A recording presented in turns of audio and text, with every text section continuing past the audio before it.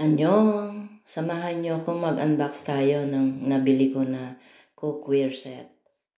Napakamura ko lang siya na deal guys. Kung bibilin mo siya sa original price, nasa 320,000 won, kulang-kulang 16,000 peso.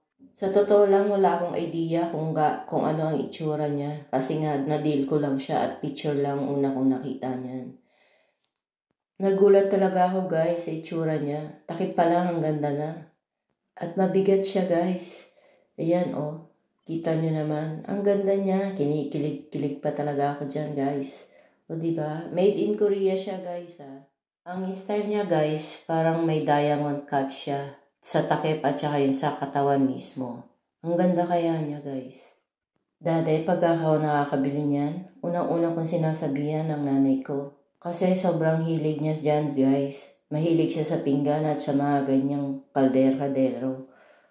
Dati nung pinadahan ko siya ng stainless steel na mga kaserola, tuwan-tuwa siya.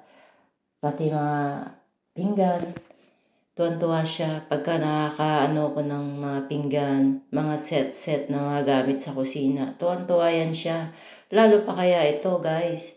Kung makikita niya lang siguro sana to, tuwan-tuwa siguro yun.